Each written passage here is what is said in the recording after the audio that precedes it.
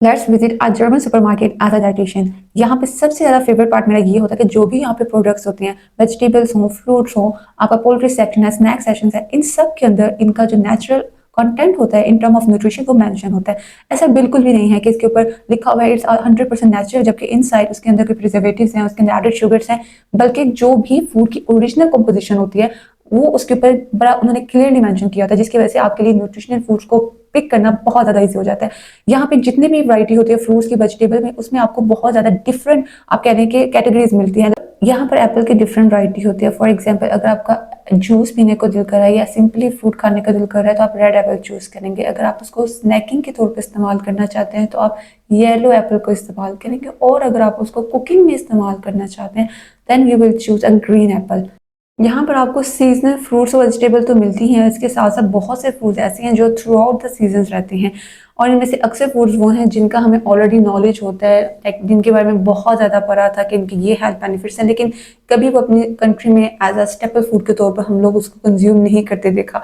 लेकिन यहाँ पे वो इस कदर इंटीग्रल पार्ट है डाइट का। लाइक एवोकाडो जो कि डेली ब्रेकफास्ट में ऑलमोस्ट मैं यूज़ करती हूँ, इसके साथ साथ ग्रीक योगर्ट जो डेली पार्ट का हिस्सा है, कीवी को हम स्नैकिंग के लिए इस्तेमाल करते हैं, और इसके साथ साथ ओट्स, बार्ले और मूसली की इस कदर वैरायटी है यहाँ पर कि आपको कुछ सोचना ही नहीं पड़ता, क्योंकि इससे आप कंफ्यूज नहीं होते। आपको पता होता है कि ये 100% नेचुरल और ऑर्गेनिक प्योरी है या फिर म्यूसली है, तो आप उसको अपनी डाइट का पार्ट बना लेते हैं। ब्रेड्स को लेके यहाँ पे बहुत ज़्यादा वैरायटी होती है, स्पेशली बेकिंग इनका एक ऐसा सेक्शन है जो कि आपको ऑलमोस्ट जितनी भी सुपर मार्केट्स है उनके अंदर मिलता है। और उसके ऊपर मुझे सबसे ज़्यादा फेवरेट चीज़ है वो ये है कि उनकी कैलोरीज जो हैं वो मेंशन होती हैं कि इनके अंदर कितनी कैलोरीज है, और अगर इसके अंदर कोई भी फूड एलर्जन है, लाइक सोए है, इसके अंदर अगर कोई भी ग्लूटेन प्रोडक्ट यूज़ किए हुए, मिल्क प्रोडक्ट यूज़ किए हुए, आलमंड प्रोडक्ट यूज़ किए, क्योंकि बहुत से लोगों को फूड एलर्जीज भी होती है, तो उनके ऊपर ये बड़ा क्लियरली उन्होंने मेंशन किया होता है। तो आप अपनी डाइटरी प्रेफरेंस के अकॉर्डिंग अपना जो फूड है उसको भी चूज़ कर सकते हैं।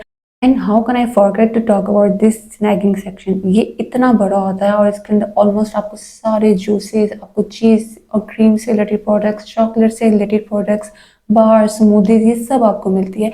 Because snacking and munching is a favourite part for Germans. So यहाँ पे being a dietitian I will give them 3 out of 5 stars।